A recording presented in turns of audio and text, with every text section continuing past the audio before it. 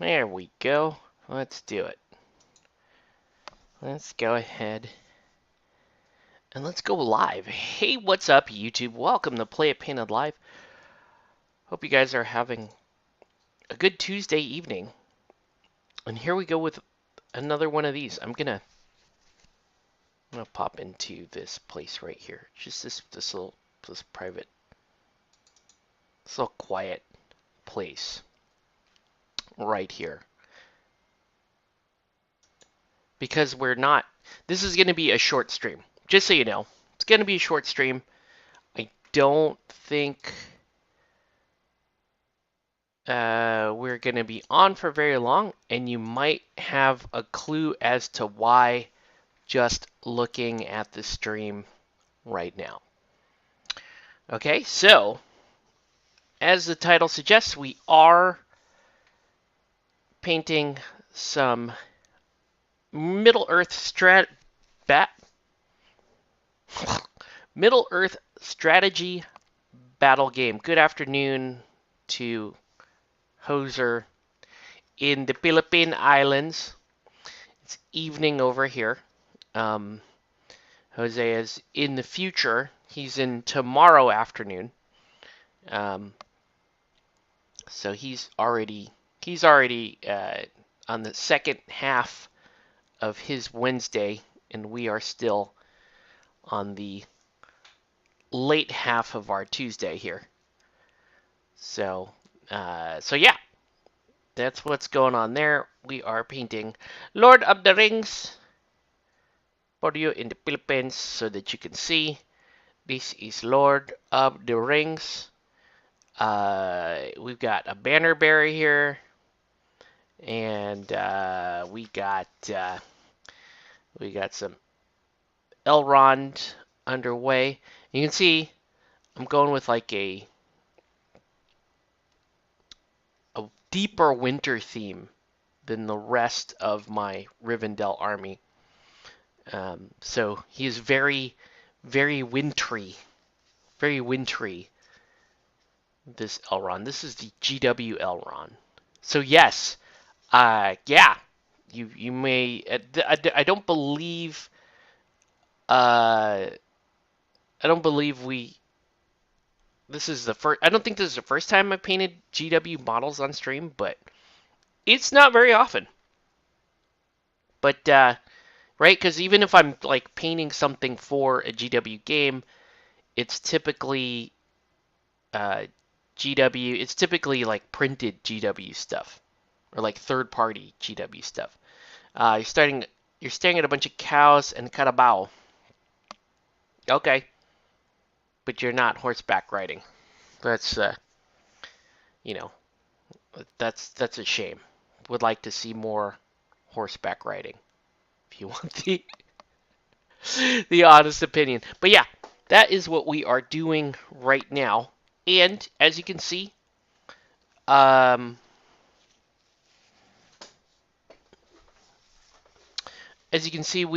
have done most of the color blocking on this model. I wish, is there a way I could turn the brightness down on this? Maybe there is, so that so you guys can properly see this miniature. Let me see. Maybe there is a way. I'm going to turn our brightness down. Whoa. Wow. There we go. Better? You can see the detail a little bit better without the bright lights drowning everything out, because this is a very pale paint job that we have in progress right now. But yeah, we're gonna get to it. Let's go ahead and get moving. They are color blocked. Most of the skin is done. We're gonna work mainly on the armor and some of the other details of this miniature. Okay, so that's what we're working on tonight. Let me know if you have any questions, any comments, any threats. Right now, let's tune up the armor a bit, shall we? And we're going to do it my favorite way to tune up armor. That's right. We're going with MIG ammo navy gray, one of my favorite things to use. You can, because it is armor, you can use things like GW Armor Wash. It's going to work fine over something like this. I like the MIG stuff because it's a little more subtle and it doesn't stain as hard. You'll see. You'll see. I think I showed you guys some of this last time, but we're gonna continue on with this process here. Right, so let's get a healthy smattering of that. And you just put the shader on, and we're gonna start to push it around on the miniature. Right, the principal idea being we want all the crazy detail on the armor to show. Someone's bugging me. I'm not sure. I better check what that is. Hold on one sec. What was that?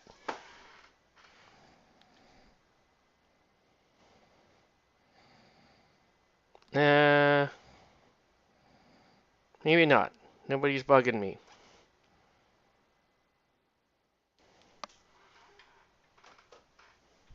Okay.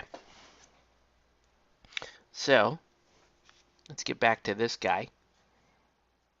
And what I like about this gray is you can use it on most of the mini, not just the armor. We're using it just for the armor because that's specifically the detail we want to shade and develop. Right? So you can see I'm using it on the armor and it's just helping us define that. So let's go ahead.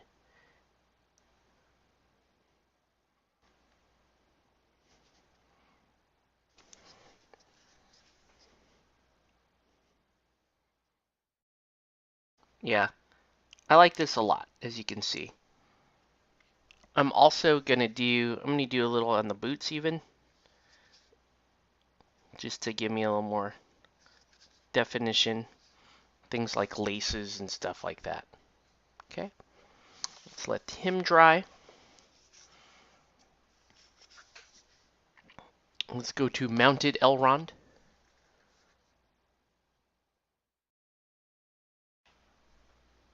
And looks like I've got a little kitten decided to come in the room, so I may have to kick him out in the middle of the stream. But for now, we're gonna go as far as we can go in terms of shading the armor here. Right. And I'll shade the boots again.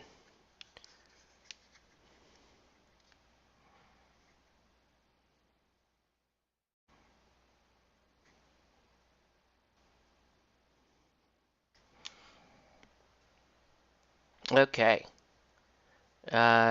We've got some dropped frame rates, so probably experiencing a little bit of lag here. Apologies for that. We're going to continue on with the painting. Okay. All right. Pretty nice so far. Right. Cool. So you see how that kind of gave us they gave us additional definition on the armor plating and that sort of thing. So we're going to use that here too on our standard bearer. And this is kind of neat too because there is actually quite a bit of detail on the helmet.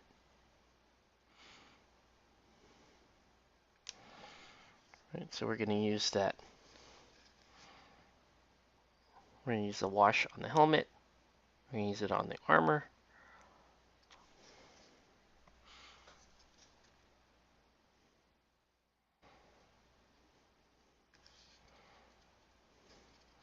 That's my issue sometimes is I'm looking for the appropriate night to stream, and sometimes depending on what I'm painting, you may be at different stages of the process, and a lot of times I tend to pick like towards the end of the process to stream because it's frankly it's the easiest. These are the easiest parts, just wrapping up the end bits here. So, but yeah, I mean you are gonna get reasonable content in terms of that. Um, Now here's an interesting thing. See how that detail there doesn't look very good on camera? What I could do is I could go in here and hit this detail with the same wash, and it can help us kind of line our detail of the banner. All right? So it's going to help, it can help us define all the detail in the banner.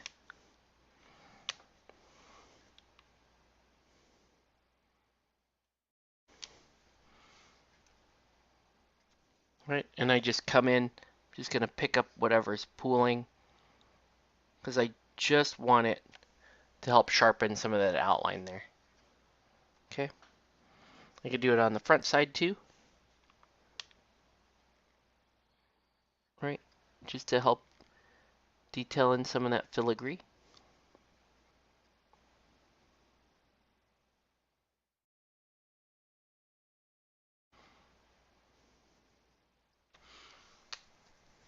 There we go. Okay. Let's go ahead and continue on with the detail of this miniature. Hey, what's up? Uh, let's go ahead and, so I'm going to highlight this blue here. We use Ducati blue for that. Over, I think Frostheart is the contrast paint that this goes over.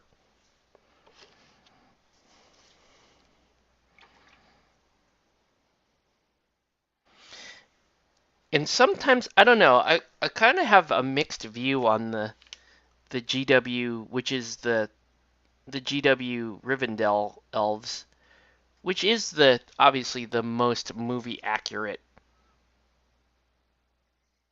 version of the elves. Sometimes I hate the little crest on their helmet. Sometimes I think it looks okay. Sometimes I don't like the swordsman sculpts that they have. Their poses are a little weird. I mean, they're movie accurate again, but sometimes I just don't like them.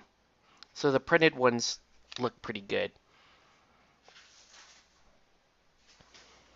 Right, so the printed ones I'm running I think look great. They're not movie accurate, but they look cool, and it's very difficult to mistake what type of elves they are. They have a little bit more of like a samurai look to them. Sorry, throwing my cat out for a minute as he is constantly attacking me while I'm trying to paint here. Right. Let's continue on with this guy for a little while. So while I'm waiting for the detail around the banner to dry up, let's move on to this area here. And the color we use for this is where we can diverge a little bit.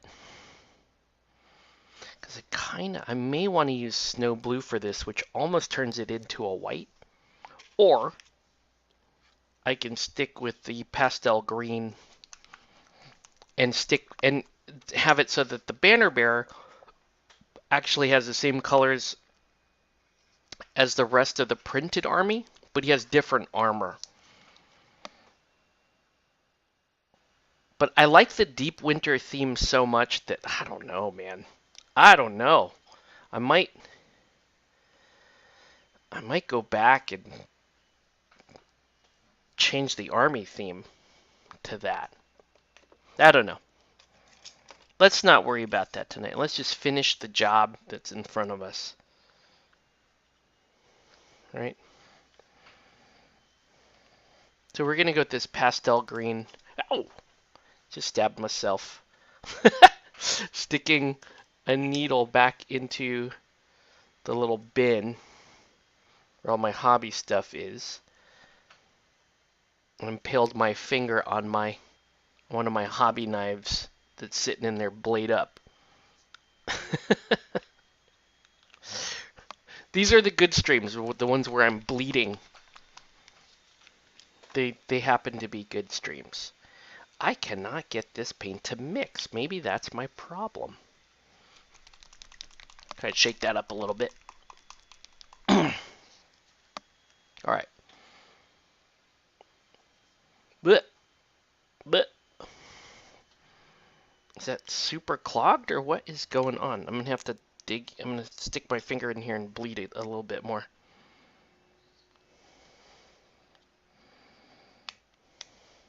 Why isn't this color behaving?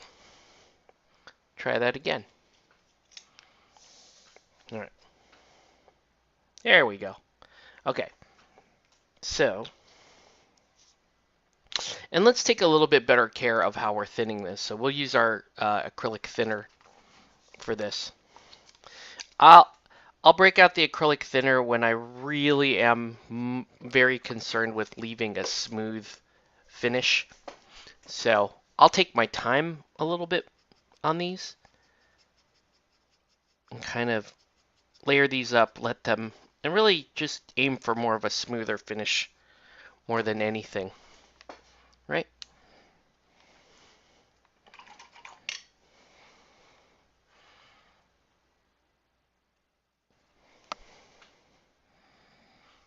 So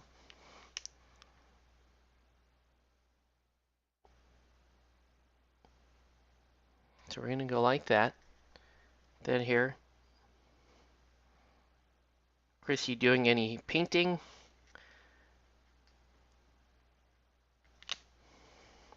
Any prep for Sunday's Legion thing?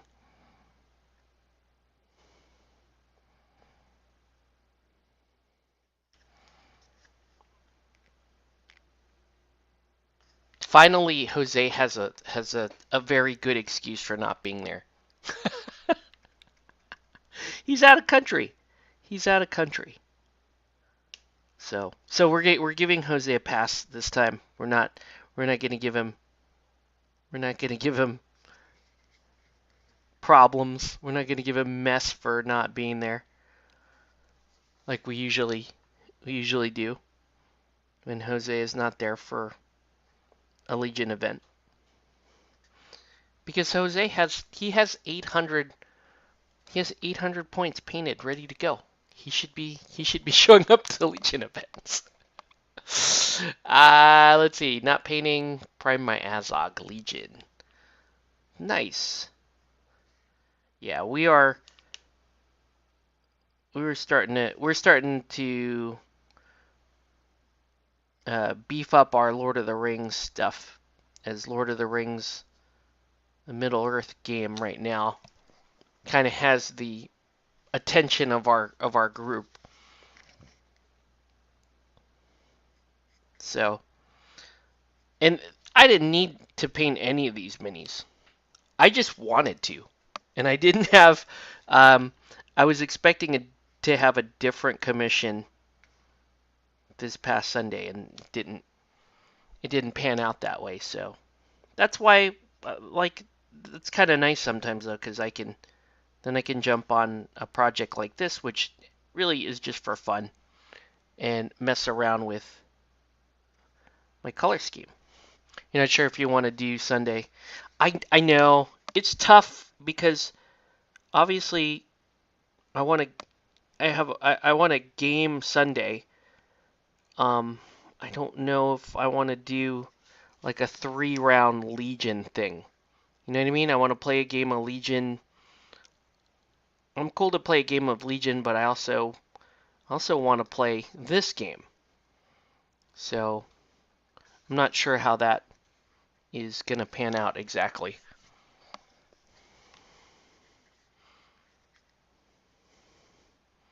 All right, so we'll just lay that layer on. Make sure it goes down nice and smooth. Let's let that dry. And while that's drying, I still have the some details for Elrond here. I gotta fix his hair a little bit. Maybe every other, right? 10 Bros Gray.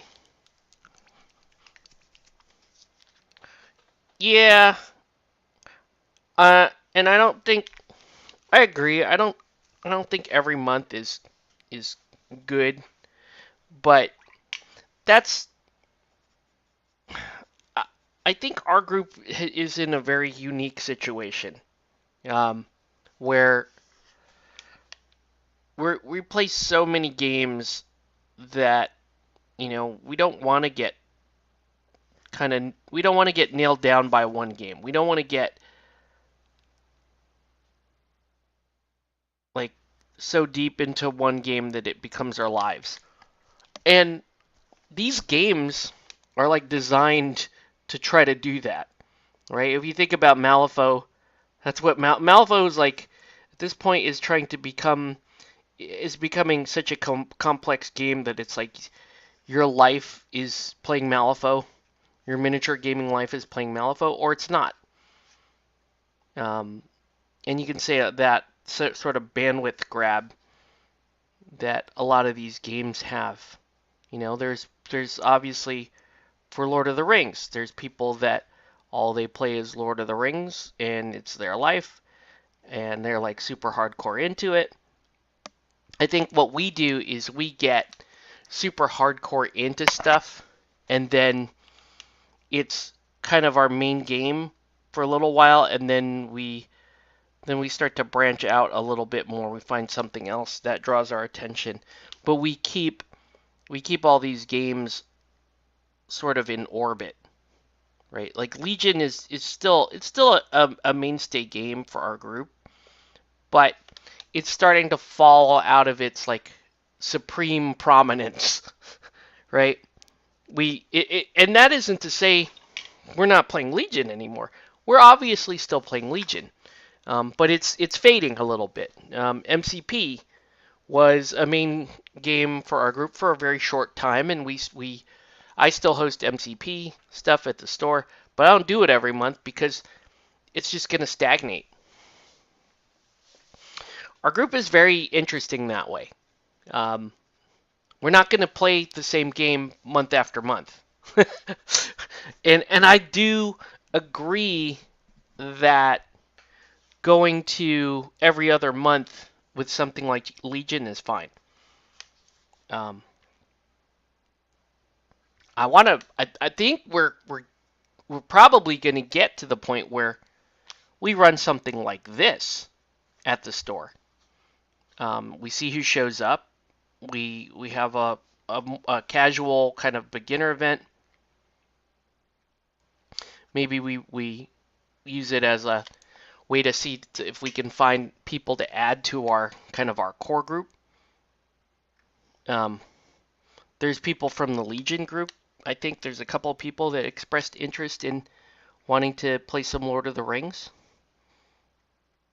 And I don't know, might be interesting if we did a Lord of the Rings and call it like a beginner style tournament. Set the points to like 600, 650 or something like that. See who shows up. I think that would be pretty interesting. We see who shows up, and maybe we run Middle Earth once a quarter. That would be cool. I would be happy, and I think CQ would be pretty happy if I hosted a different game every month. And we had like there was a schedule, like if Malifaux was once a quarter. Let's just take my events. So if we did yeah, the guy from SD played. Um, let's say if we agreed to maybe Malifaux's down to twice a year. We do. Here's a little blood. Did it come out? No. Did it heal already? Uh, Malifaux. Let's say we run 2 Malifaux events a year, and we're just talking about me. And there were 6 Legion events a year, not run by me, but by Jason. If I did 2 Malifaux events a year, 2 MCP events a year,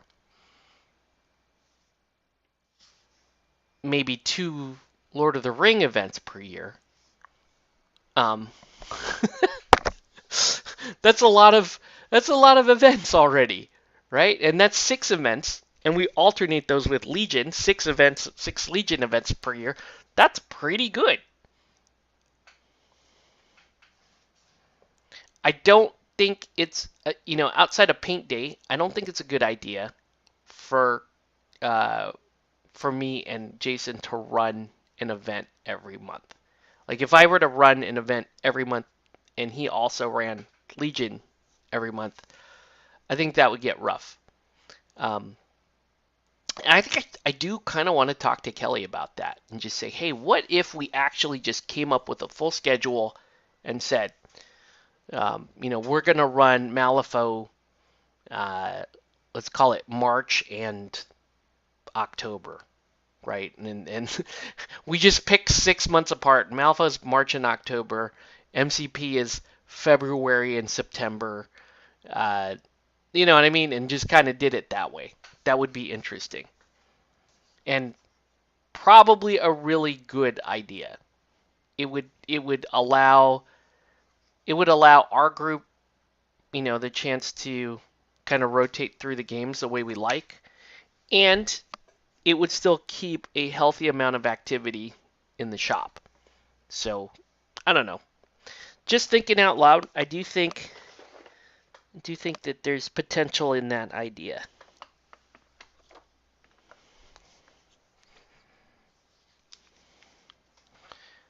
Okay. So we're just kind of doing cleanup on these minis. You can see on camera there, it's very bright, that blue spot. See that blue bleed spot on the other side of the saddle? Let's see if I can get rid of that. If I can like very gently blend that out.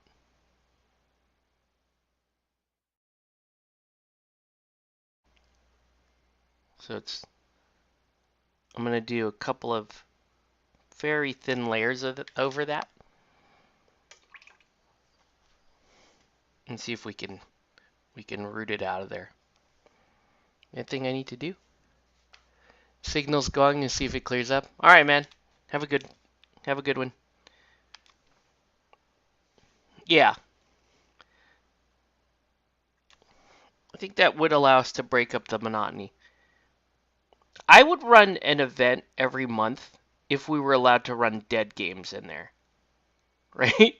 Because then I could throw, right? Because then I could be like, this month the game is going to be Guild Ball. We're going to have a Guild Ball event there.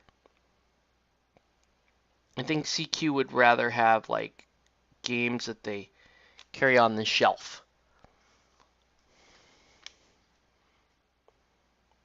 Right? 40K, Blood Bowl, Age of Sigmar. They have the groups that come in and do those.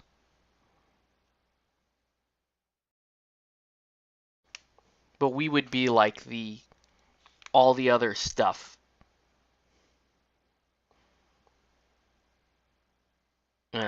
Crew.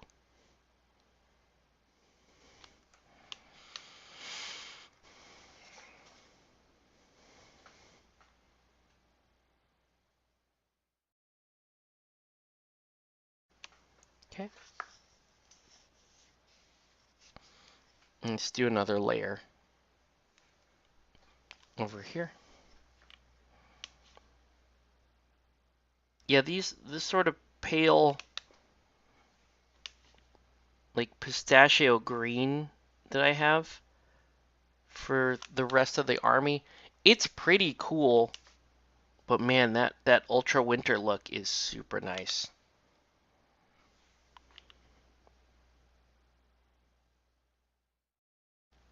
Right? Like this looks pretty cool. But the other winter look looks better in my opinion.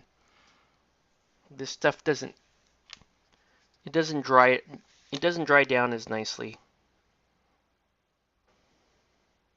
But we'll do a couple layers.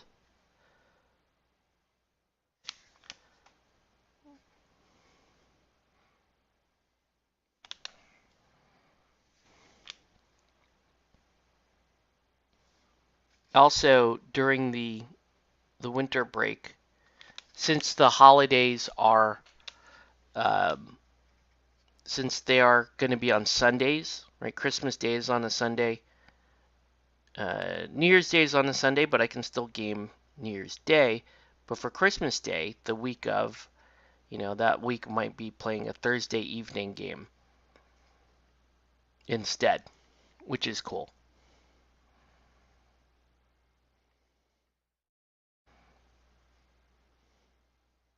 Okay, let's keep working on that.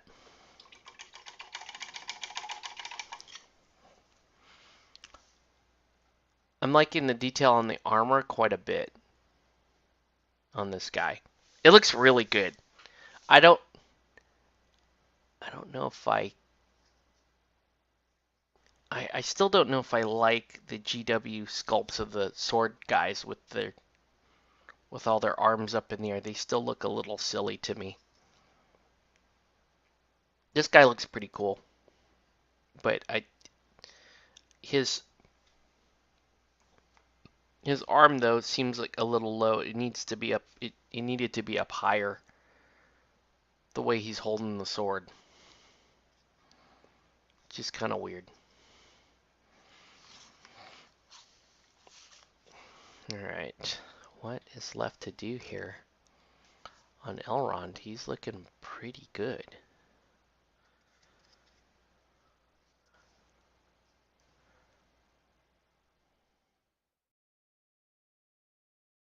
Oh, I don't want to add anything. It looks pretty good. I think what I want to add is just basing stuff. So, with that, let's go back to this guy. Is there anything else I really need to add here? I think we're looking pretty good, honestly. How about you? Basing then, since it looks like a lot of this is panning out the way that we hoped.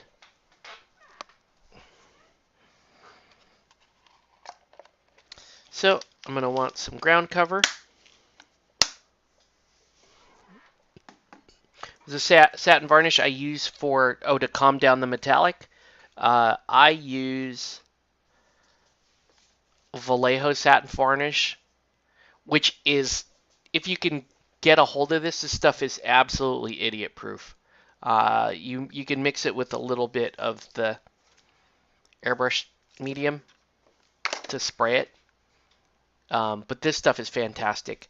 If you use Lucky AK, or if you use this satin varnish, this AK satin varnish, this does have a higher sheen to it.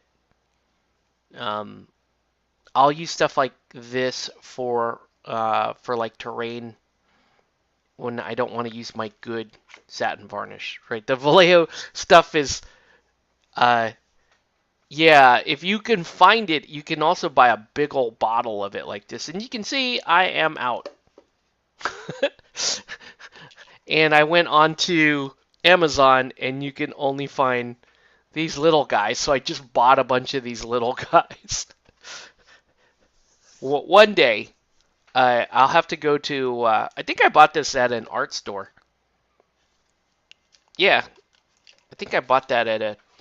I forget the Brooks Brothers or some kind of art store.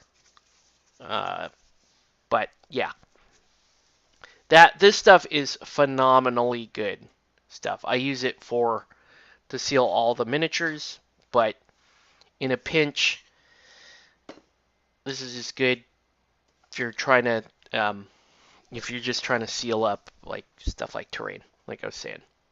Okay, let's stick some ground cover on these guys. I don't know that I want to use the same ground cover I was using on everything else. They're good. These guys, they're unique. They're going to be a little bit different. Their basing will be a little bit different.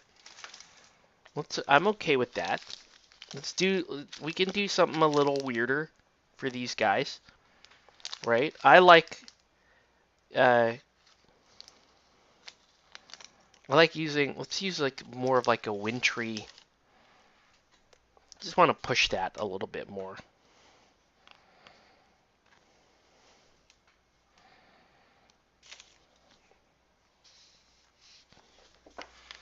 So let's go ahead and beep.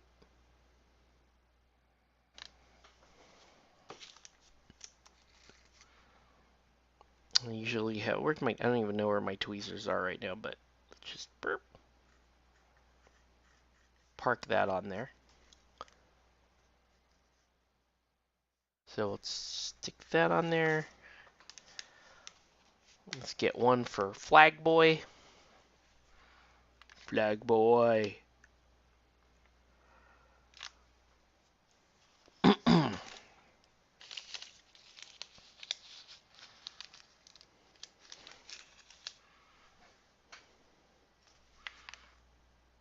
Oh man, really? Where's my... If I can do this without slicing my hand. Ah, I did it again. Poked myself again. I don't even know what I poked myself on that time. It was just something sharp that I hit. What did I hit? Jeez, am I bleeding again? Alright. Maybe I shouldn't store so many blades up in the air like that.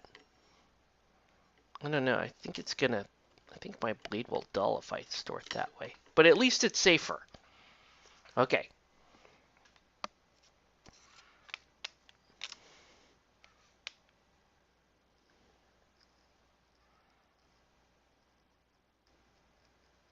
There we go.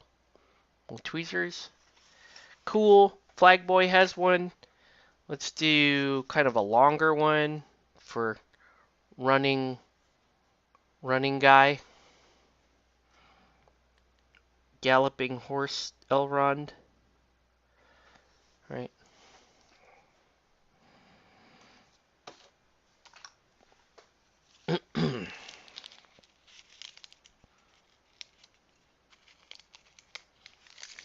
But yeah, seeing how I already have all of these models in the 3D printed range that I've been using for my Rivendell, it is somewhat redundant what we are doing by painting these, but they are cool. I am not sure yet which ones I like. If I like these better than the printed ones, I really do like the printed ones, but I will say this color scheme is freaking dope. That's just so cool. I should do the whole army like that. That's so cool. All right, let's put some snow on this bad boy. Now, I like to use the AK snow sprinkles. Oh, how did I make the basing texture? It's just you can use any of these products work. You can use Sandy Desert. You can use there's like the black asphalt. You can even use this emerald sphere. This is kind of cool too. I don't know. Maybe we just go nuts, dude. Maybe we just go nuts. And it just doesn't make sense, but we don't care. Maybe. Oh, okay. PVA sand. Yeah, I mean, that's one way, but this, what I like about this is it's ready-made and it's super consistent. Yeah,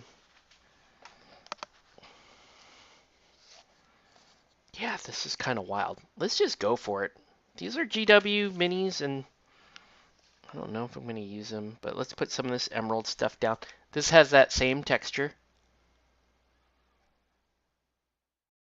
right? You can see it's got like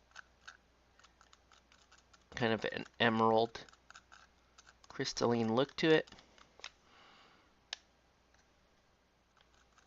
I may have just pushed us into the boundary of a little too weird. But I think once it dries and blends, it won't be quite that bad. I'm just going to use a little bit.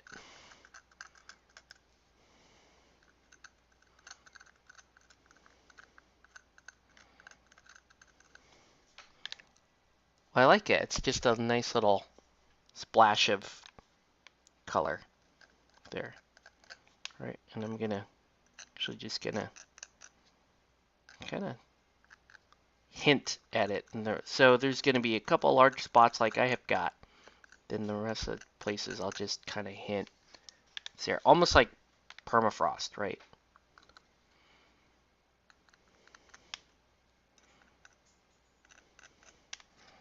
Okay, let's let that dry for a sec.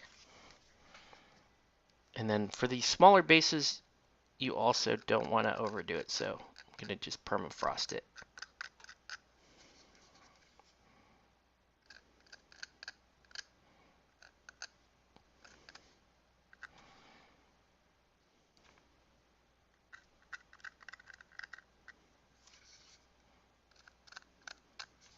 Yeah, I like that quite a bit. Right?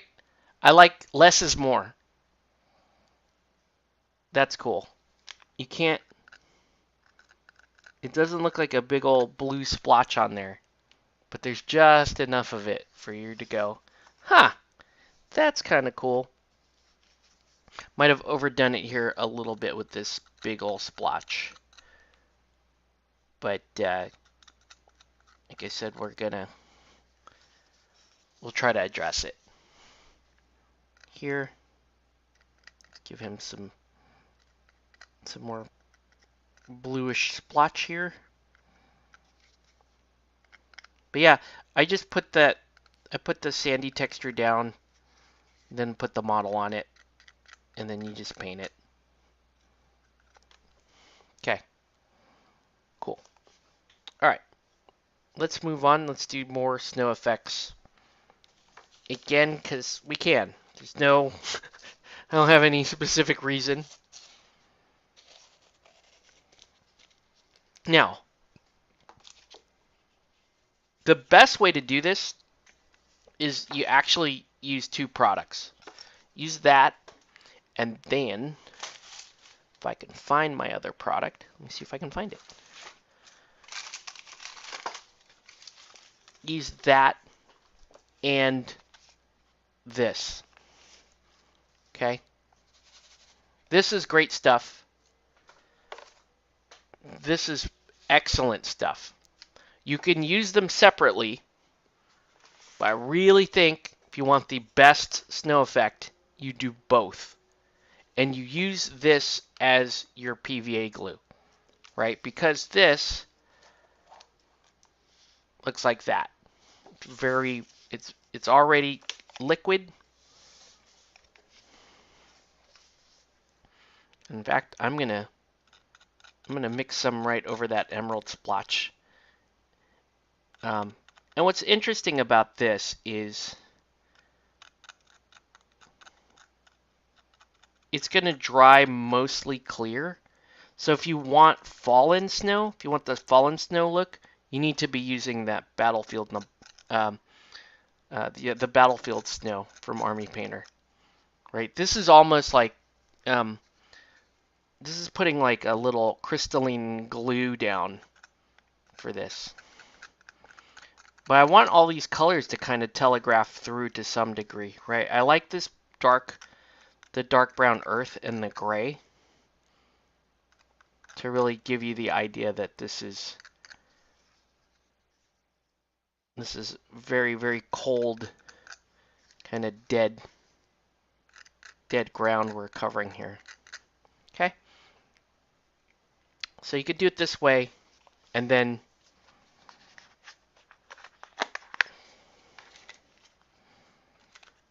you can kind of sprinkle,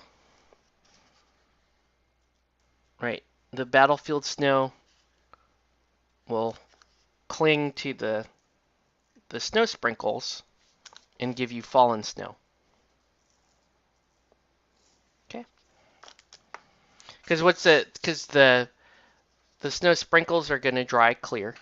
The battlefield snow is going to just sit on top of it. And then just like any other like flocking or base medium, you shake off, you would tap off the excess, right? Whatever isn't sticking. Don't hold your model totally upside down. Because you don't want the snow to stick to the bottom of your model. Okay. I like that because that gives you a bunch of different like snow effect. I'm gonna do the same here. I always put some in the plants too.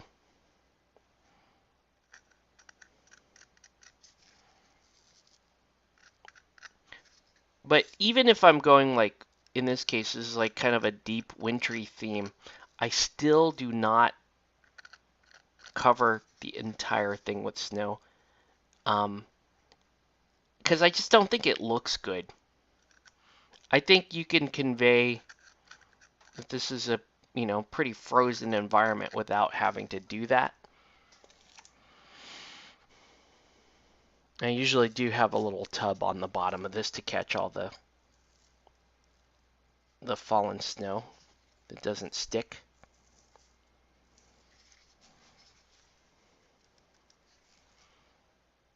Okay. Looking cool. All right. Last guy here.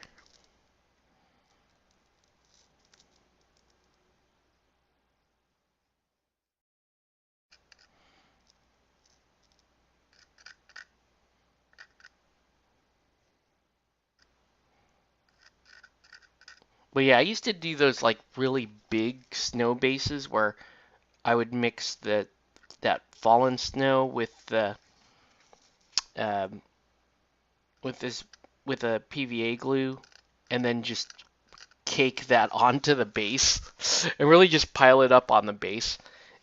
Because I thought like, oh, okay, it's like I really want them to look like they're sunken in snow. And yeah, you get that look. It's just, in my opinion, these days, it's just not as cool a look as having these like fallen snow, these little clumps that are kind of interspersed between gray, dead earth. Right? I just think that looks cooler. Okay. So there we go. A little more snow. I splashed a little bit of that emerald in there. To almost, especially on the mounted one, it'll look like a little layer of permafrost there. Uh-oh. Why am I getting a...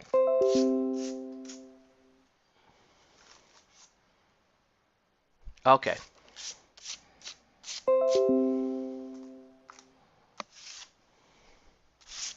I'm gonna I'm getting a work text right now. Hold on. I have to reply to this. 1 second. 1 second. Let's put this guy back on. Mm,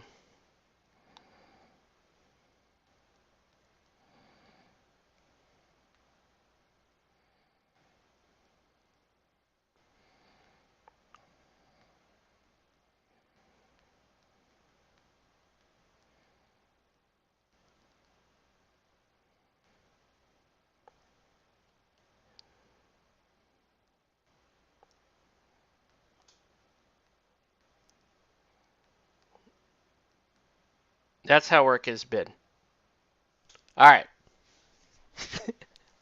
Hopefully that's all the work text. I'm taking work text during stupid streaming. Do you know this is important? How else are we going to have deep winter themed Elrond if we can't? Stupid work thing. All right. Anyway, let's let these dry for a minute. And we'll chill with you guys while we figure this out. I'm also working on the Osgiliath terrain, and that's nearly done too. So I'm excited, man. I want to play some more. I want to play some more Lord of the Rings. This Rivendell army is as cool as I thought it would be. I really think their characters are super fun. I think Elrond is super fun to play. I think he's super fun to play because he's a nice little balance between a leader, a pretty good beat stick, and he even gives you a little magic in there. He has his own play style with the oh my god, hold on.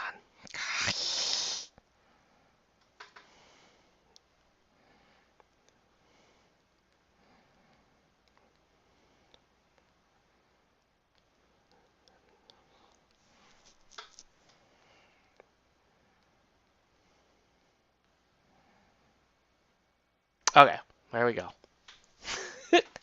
Please let this be the end of the work text. Yeah, Elrond is cool. He gives you get a little bit of everything, and you get a unique. He has his own unique mechanic for his foresight points. Um,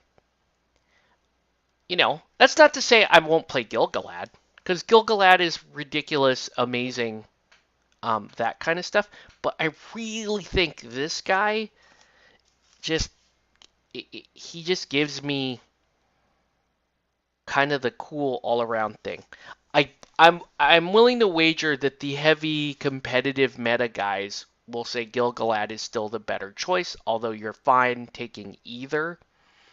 That's my gut is saying, okay, yeah, Gil-galad is going to give you kind of more of the upfront power and hitting that uh, and that might regeneration is just so ridiculously good that he's going to be easier to pilot in a lot of these games. But I do think there's also plenty of people that are going to be like, yeah, but Elrond, don't just dismiss Elrond because he is a really fun and interesting playstyle, and he's a very capable leader. So why not, right? Um, yeah, that's so with the Rivendell army. Um, right now I only have the two named characters, and they're both really good and they're great together. So I have Elrond and Glorfindel, and that seems to be a really nice combo to run if you can afford it. Uh, but I'm getting the other characters too, so I can run different configurations depending on what the points value is and if I want to try other things. Um, One thing that was interesting Let me see if I can find it. Uh, One thing I found that was interesting is they have in Rivendell. There's this character, and I never hear of him from anybody. It might be because he's not worth taking or whatever. But um,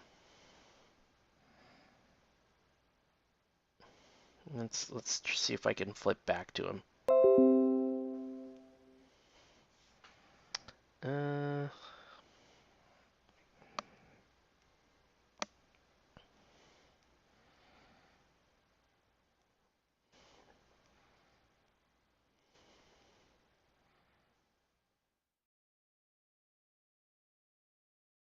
who is it? It is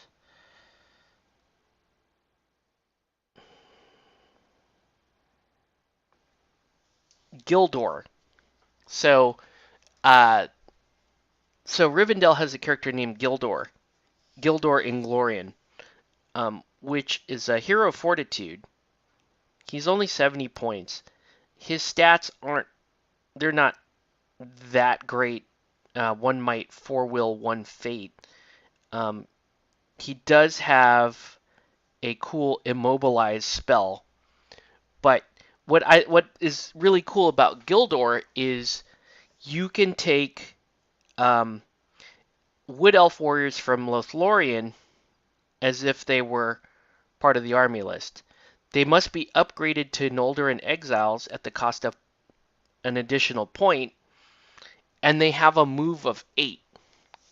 I think that's interesting. So you can have, and for now I would probably just use this guy as my Gildor, because why not? Or I would use the Faker Haldir guy as Gildor. Um, I, what's interesting about it is he's a cheaper hero. He's 70 points, and it that would allow me to expand my range a little bit. Take a warband of wood elves, upgraded wood elves that have movement 8. Which is crazy fun. Like that to me that sounds crazy fun. And I think you can take really any of the Lothlorien style elves. Like, if you want to use, let me see if I can pull this up in Battlescribe. Hold on. Before we do that, let's get the black on these guys, and let's get the black rim on these dudes, because I think they're looking pretty cool. I'm excited. They're cool. Yeah, I might. I like these minis a lot.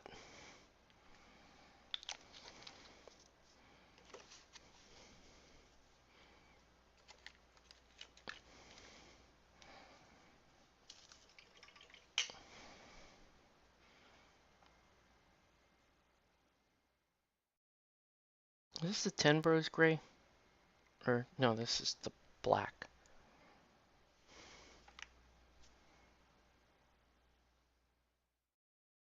So let me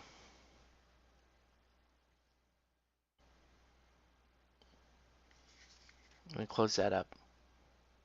Oh, it's kind of cool. Some of the snow actually fell on this guy's boot. I think that's a really neat little detail.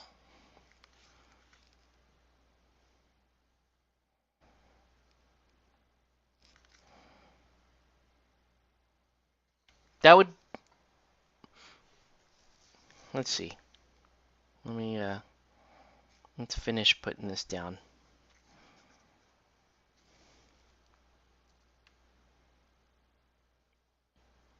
I just wonder if that's worth doing. To give yourself some like speedy foot elves. That's kind of cool. Not gonna lie, that's kind of cool. All right. You know what's so cool about that? That's a 4-inch move if you're going to shoot your elf bows. That's pretty cool mobile kiting if you want to do that.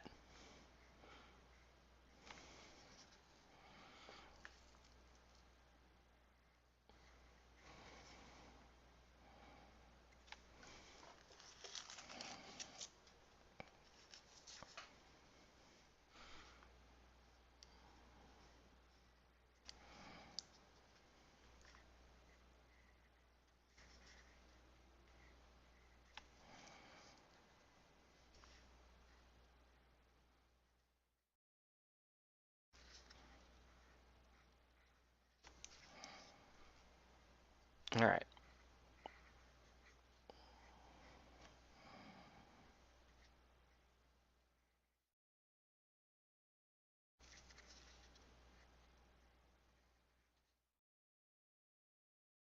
Okay. So these guys they're basically done. Let's let them dry. And we'll do a little theory list crafting while we're waiting for the black to dry. Right. Let's just put together a generic Rivendell list.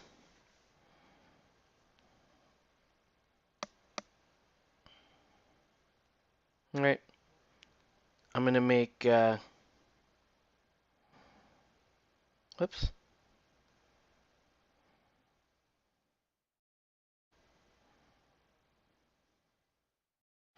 Okay. We'll call this Gildor.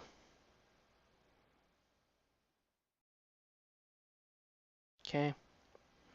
And I'm just gonna let's just buy an Elrond for some reason. Okay. And then let's add. He was a hero of fortitude, I believe. Right. So if I add Gildor Inglorian, okay, and let's do Gildor's warband. Noldorian Exile. Noldorin Exile. Oh, let's see what these guys have. So it's so they're so it looks like they've already added um the cost increase.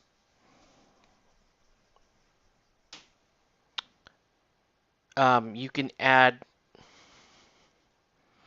can have a banner in there. You can have throwing daggers. Spears. You can't take shields on them. And they come with swords. It's kind of a cool legion to add to Rivendell is to have the exiles. Not sure what the elven cloaks do.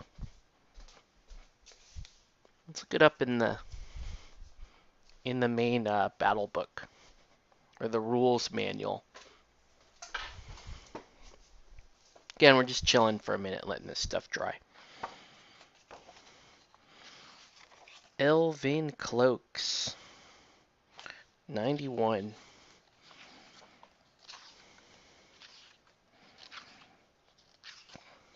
Am I gonna have to buy some wood elves? I might have to buy some wood elves, man.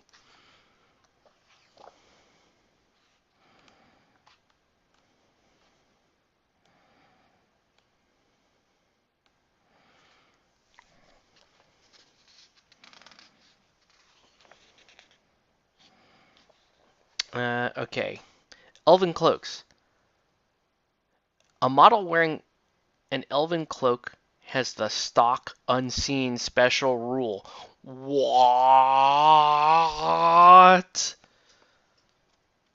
That sounds so good, it's probably not that good. Because they're only 9 points. Stock unseen. Alright, stock unseen. If a model with this special rule is partially concealed from view by a piece of terrain, they cannot be seen at all at distances of more than 6 inches. They appear to melt in the background. This means that enemies cannot charge, shoot, or target them with magical powers or special rules at ranges greater than 6 inches unless they have a completely clear view of the target. What? The model's writing a mount. Yes, stuck. Okay, that's kind of good. That's kind of good. So, sounds like wood elves. A lot of wood elves come with that. Come with those elven cloaks. But high elves don't come with elven cloak standard. But if we go with our man Gildor, they come with that. I don't know if our throwing dagger is any good. I think I would probably still rather have bows.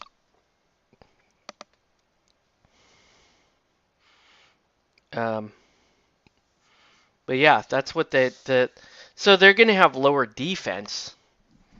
But if they're mobile enough, you can keep them out of trouble.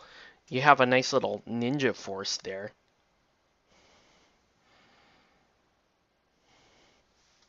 Oh, looks like they did fix the points on the Rivendell Knights. Okay, good. So they now reflect what the points say. Yeah, so Gildor,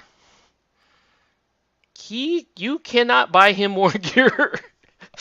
He just has an elven cloak and an elven main sword.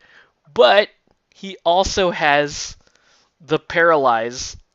He also has terror, which is really nice. And woodland creature, so you obviously, a unit like that, you just want to run them through woods if you have access to that. And then immobilize. 12-inch range, 3+ casting.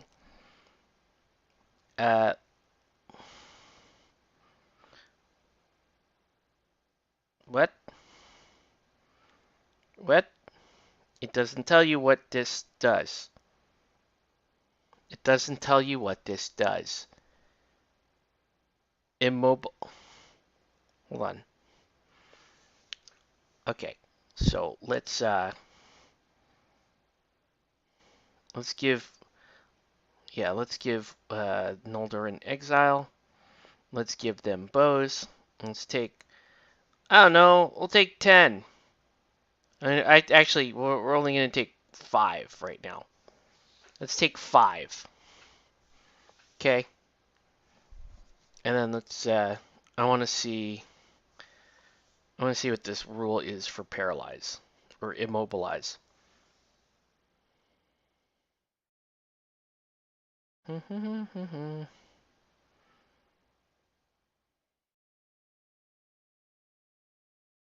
Immobilize. This power targets one enemy model within range. While this power is in effect, the target model may not move except back away should they lose a fight. Shoot, cast magical powers, declare heroic actions, call a standfast, or use active abilities and may not strike if they win a duel. What?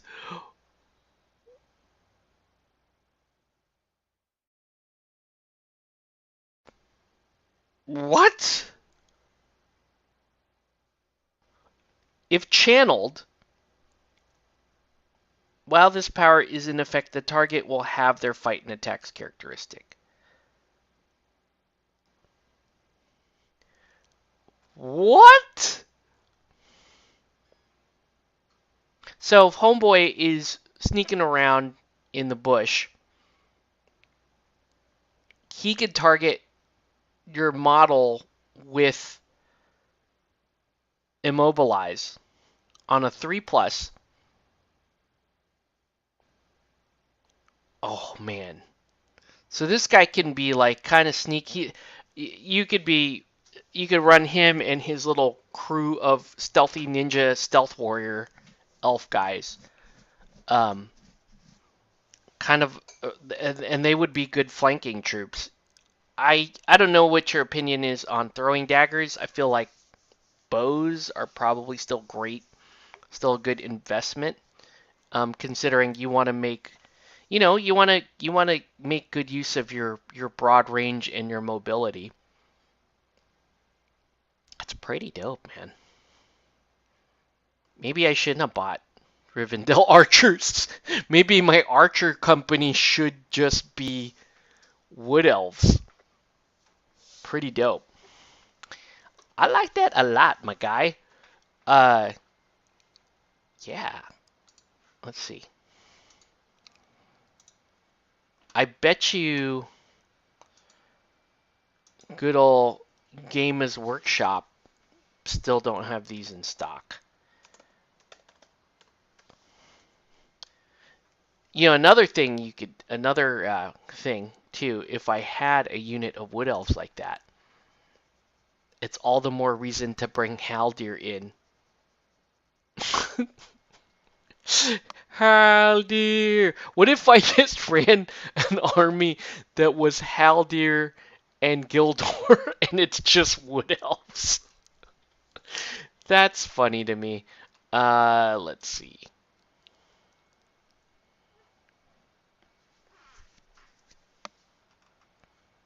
Haldir.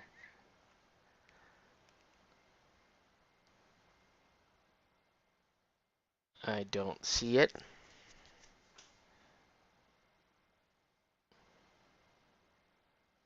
When they say wood elves, are they talking about Lothlorien elves or Mirkwood elves?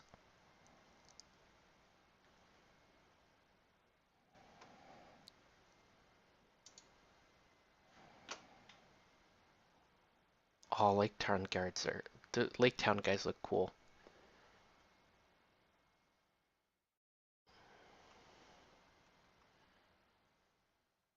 Uh,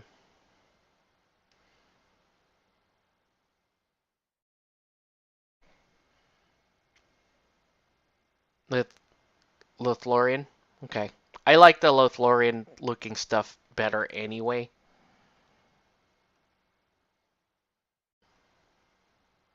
That was the other. I wasn't. I would say I like all the elf armies, but the one I was least interested in was Mirkwood. I was most interested in Rivendell for sure. Um, I like their look the best. They just have like they I don't know, they have a almost like a samurai look to them. They To me, they're Rivendell elves are the coolest looking ones. Let's see.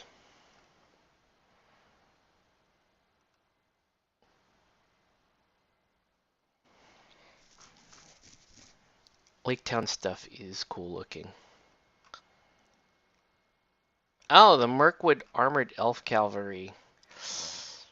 Yeah, I don't really like the studio art for those. Dude, did they just remove all of this stuff?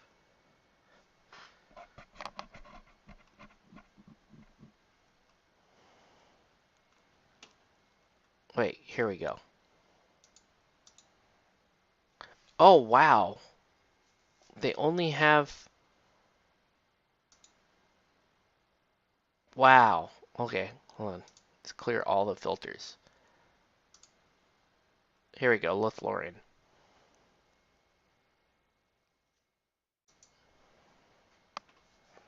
I just want to see...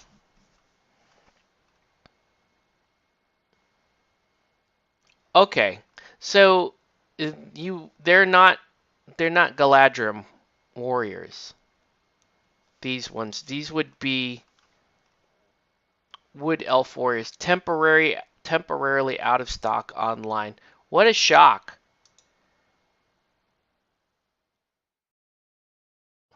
Galadrim warriors are super cool looking.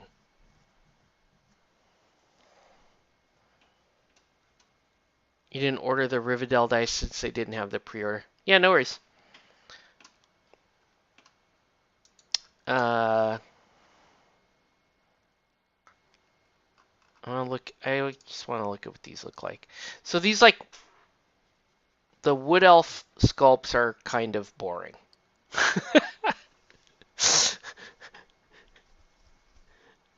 They're kind of super boring. Better off buying these on Etsy.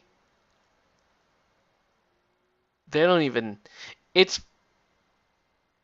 They're not even. Their faces are weird. That is the GW older sculpts are. The faces are very weird. You can tell, like, they spend a little bit more time on the character faces, but I don't. They still. I think that the Theoden one is super cool. Um, Elrond's face is just sort of, You know what I mean? He's just sort of, Um, yeah.